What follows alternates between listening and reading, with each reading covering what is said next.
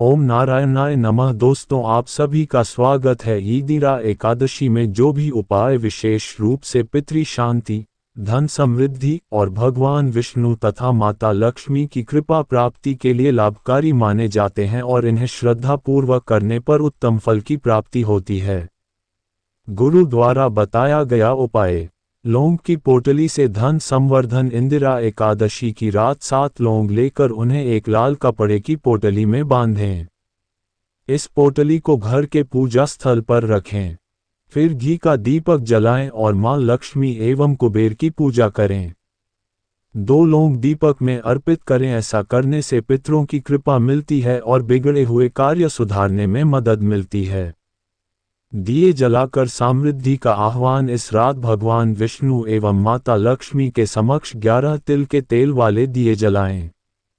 तुलसी और भगवान को पीले खाद्य सामग्री जैसे केसर युक्त हलवा, रसगुल्ले या गुड़ की खीर का भोग चढ़ाएं। मंत्र जाप करें। ओम नमो भगवते वासुदेवाय। ओम श्रीं ह्रीं श्रीं कमले कमलालये प्रसीद प्रसीद श्रीं ह्रीं ह्रीं ओम महालक्ष्मी नमः। तुलसी के समक्ष दीप प्रज्वलन और परिक्रमा। सूर्यास्त के समय तुलसी के पौधे के सामने घी से दीपक जलाकर ओम वासुदेवाय नमः मंत्र का जाप करते हुए तुलसी के चारों ओर 11 परिक्रमा करें। यह उपाय विशेष रूप से पितृ शांति के लिए लाभकारी है। धन प्राप्ति के घरेलू उपाय। पूजा में केसर वाली खीर का भोग अवश्य लगाएं, इससे आर्थिक परेशानियों में सुधार होता है। 11 पान के पत्तों पर रोली से श्री लिखकर उन्हें देवी देवताओं को अर्पित करें। माना जाता है कि इससे नौकरी या व्यवसाय में तेजी आती है। माता लक्ष्मी को चांदी का सिक्का अर्पित करें। इससे विशेष रूप से आर्थिक स्थिति मजबूत होती है। पितृ शांति का सरल उपाय। भगवान विष्णु को गेंदे के फूल अर्पित करें और शाम की आरती करें। पूजा स्थल के आसपास लगे कपड़े से बनी पोटली को दक्षिण दिशा में लटका दें। दूसरे दिन द्वादशी को उस पोटली में रखे तिल और दाल गाय को खिला दें। इससे रूठे हुए पितृ प्रसन्न होते हैं। यदि आपका जन्म कुंडली में ग्रह दोष हो तो नवग्रह स्तोत्र का 21 बार पाठ करें तथा नवग्रहों के लिए अनाज दान करें। ग्रह दोष शांत होता है और घर में मंगल आता है। धन संपन्नता। लौंग पोटली, तिल के तेल में दिए, कपैस भोग, पान पत्ते पर श्री।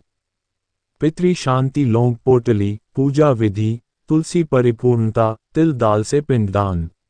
ग्रह दोष शांति। नवग्रह स्तोत्र पाठ एवं अनाज दान। आप सभी श्रद्धालु भक्तों को आश्विन मास की कृष्ण पक्ष की एकादशी इंदिरा एकादशी की हार्दिक शुभकामनाएं। भक्तों, आश्विन मास के कृष्ण पक्ष में आने वाली यह एकादशी पितृ पक्ष के दौरान पड़ती है और इसे पितरों की शांति तथा मोक्ष प्रदान करने वाली तिथि माना गया है।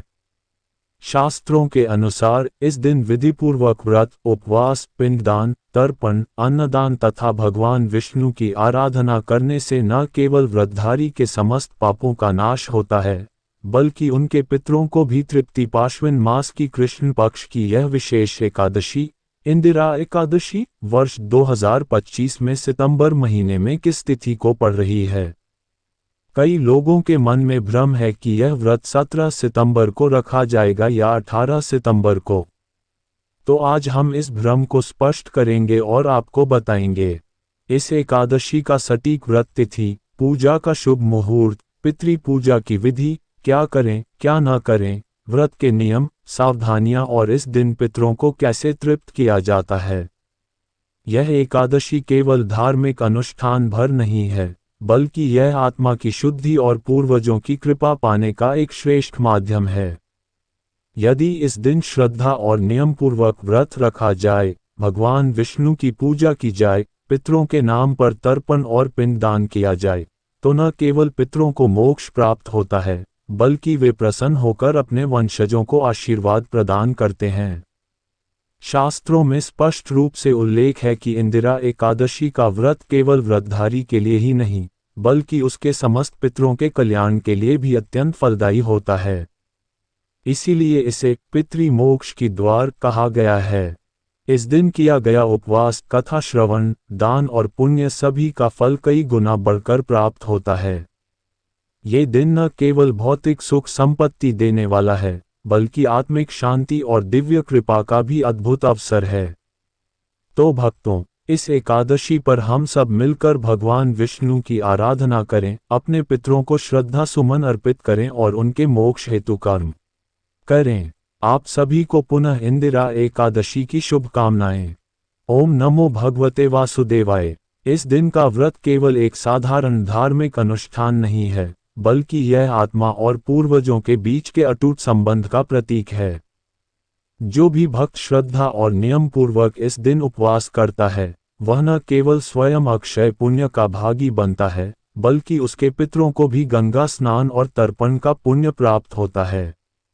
इंदिरा एकादशी न केवल पितरों के उद्धार का माध्यम है, बल्कि यह जीवित व्यक्ति के जीवन में भी सुख, शांति और समृद्धि लाने वाली तिथि है। तो आइए भक्तों, अब जानते हैं कि वर्ष 2025 में इंदिरा एकादशी कब मनाई जाएगी और इस दिन व्रत का पालन कैसे करना चाहिए। लेकिन जानकारी शुरू करने से पहले एक छोटा सा अनुरोध है। अगर आप सच में इस पावन तिथि की श्रद्धा रखते हैं, तो कमेंट बॉक्स में सच्चे मन से लिखें, जय श्री हरि विष्णु, जय पितर देवताएं नमः। और यदि जानकारी थोड़ी सी भी उपयोगी लगे, तो वीडियो को लाइक जरूर करें। अब बात करते हैं तिथि की। वर्ष 2025 में पितृपक्ष की प्रथम एकादशी, यानी इंदिरा एकादशी, बुधवार 17 सितंबर को मनाई जाएगी। एकादशी तिथि का प्रारंभ 16 सितंबर रात्रि 12:21 बजे, तिथि समाप्ति 17 सितंबर रात्रि 11:39 बजे तक। इस दिन प्रातःकाल स्नान कर भगवान विष्णु की पूजा करना अत्यंत शुभ माना गया है। पूजा का श्रेष्ठ समय सूर्योदय के पश्चात से लेकर दोपहर 12 बजे तक ये समय शुभ मुहूर्त माना गया है। इस दिन व्रत रखने वाले भक्तों को चाहिए कि वे दिन भर भगवान विष्णु का ध्यान करें, एकादशी व्रत कथा का श्रवण करें और पितरों के निमित्त तर्पण व पिंडदान करें। व्रत का पारण अगले दिन गुरुवार 18 सितंबर को द्वादशी तिथि रहेगी। पारण का श्रेष्ठ समय प्रातः 6:07 बजे से 8:34 बजे तक। इसी समय व्रत का विधिपूर्वक पारण करना उत्तम माना गया है। भक्तों, इंदिरा एकादशी का व्रत न केवल स्वयं के लिए पुण्यदायी होता है, बल्कि पितरों की आत्मा की शांति और मोक्ष का भी श्रेष्ठ माध्यम है। वास्तुशास्त्र और धार्मिक ग्रंथों में भी कहा गया है कि शुभ मुहूर्त में किया गया कार्य सदैव लाभदायक होता है। इसलिए आपसे आग्रह है कि आप पूजा पाठ, व्रत और पितृ कार्य शुभ मुहूर्त में ही करें। भगवान विष्णु का स्मरण करें, श्रद्धा से तर्पण करें और पितरों के निमित्त व्रत एवं सेवा कार्य पूरे भाव से करें। भक्तों, अब हम जान लेते हैं इंदिरा एकादशी की पूजा विधि, जिससे न केवल भगवान श्री हरि विष्णु की कृपा प्राप्त होती है, बल्कि पितरों की आत्मा को भी शांति और मोक्ष मिलता है। शास्त्रों के अनुसार इंदिरा एकादशी का दिन अत्यंत पवित्र और पुण्यदायी माना गया है। इस दिन का व्रत और पूजा करने से पापों का नाश होता है और पितृ देवताओं को तृप्ति और मुक्ति की प्राप्ति होती है। इस व्रत की शुरुआत ब्रह्म मुहूर्त में उठकर करें। उठते ही भगवान का स्मरण करें और मन में ये संकल्प लें, आज मैं नियम पूर्वक व्रत रखूंगा और भगवान विष्णु व अपने पितरों को प्रसन्न करूंगा। इसके बाद स्नान हेतु जल में गंगाजल, तिल और कुशा अवश्य मिलाएं। शास्त्रों में कहा गया है कि ऐसे जल से स्नान करने से शरीर और आत्मा दोनों की शुद्धि होती है। स्नान के बाद शुद्ध, स्वच्छ और पवित्र वस्त्र, विशेष रूप से पीले वस्त्र धारण करें, क्योंकि यह भगवान विष्णु को अत्यंत प्रिय हैं। पूजा स्थल की तैयारी और संकल्प। पूजा स्थल को गंगाजल से शुद्ध करें। पूर्व दिशा की ओर मुख करके आसन पर बैठें। अब व्रत का संकल्प लें। दाहिने हाथ में जल, पुष्प, तिल और अक्षत लेकर यह मंत्र बोलें, ओम विष्णु प्रीत्यर्थ मम पापक्षयपूर्वकम पितृमोक्ष सिद्ध्यर्थ इंदिरा एकादशी व्रत महम करिष्ये।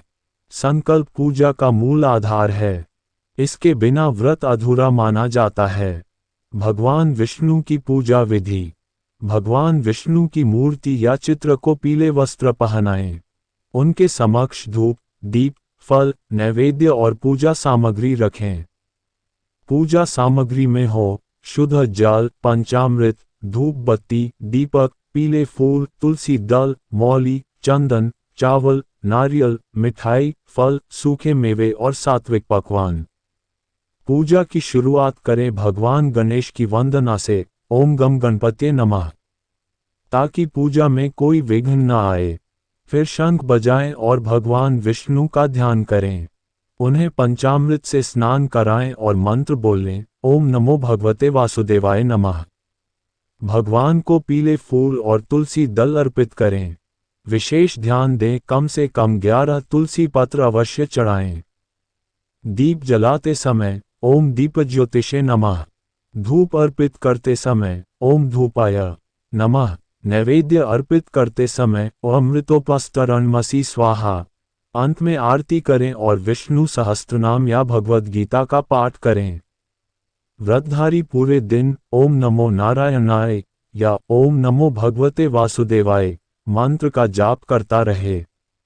इससे जीवन के क्लेश और बाधाएं दूर होती हैं।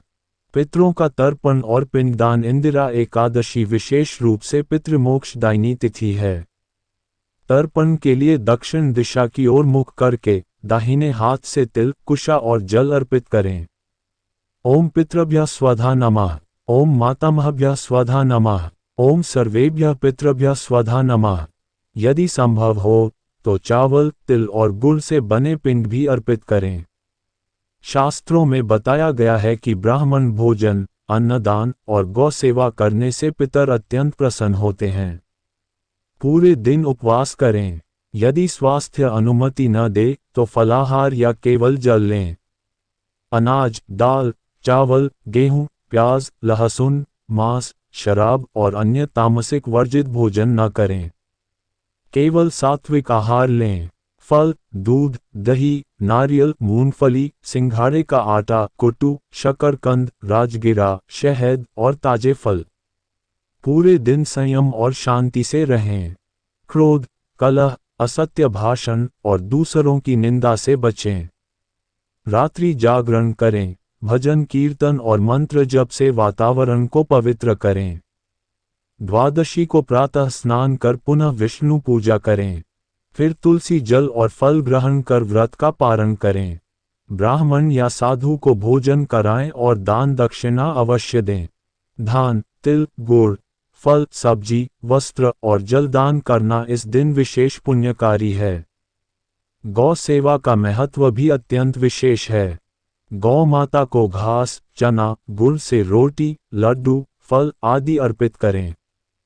गौ माता के चरणों में हल्दी, रोली, पुष्प अर्पित करें, उनकी परिक्रमा करें, जल पिलाएं और प्रेम से पीठ पर हाथ फेरें। क्योंकि गौ माता में सभी देवताओं का वास होता है। किन गलतियों से बचना चाहिए? झूठ बोलना, कटु वचन, अपमान करना, तामसिक भोजन, मद्यपान, मांसाहार, पूजा में लापरवाही, दिन में सोना, अर्धव्रत करना, दान पुण्य न करना, क्रोध, झगड़ा, अशुद्ध वस्त्र पहनना, पशु पक्षियों को कष्ट पहुंचाना, इन सभी से बचें, तभी व्रत का पूर्ण फल प्राप्त होगा। इंदिरा एकादशी का व्रत केवल पितरों की मुक्ति का मार्ग नहीं है, बल्कि भगवान श्री हरि विष्णु की अनंत कृपा पाने का एक अद्भुत और दुर्लभ अवसर है। जो भक्त श्रद्धा, नियम, संयम और भक्ति भाव से यह व्रत करता है, उसे स्वर्ग और मोक्ष दोनों की प्राप्ति होती है। प्रिय भक्तों, यदि यह जानकारी आपके लिए उपयोगी और भाव विभोर करने वाली रही हो, तो कृपया इस वीडियो को लाइक करें, कमेंट में जय श्री हरि विष्णु, जय पितर देवताय नमः अवश्य लिखें और भक्ति भाव से अधिक लोगों तक इस दिव्य ज्ञान को साझा करें। ओम नमो भगवते वासुदेवाय।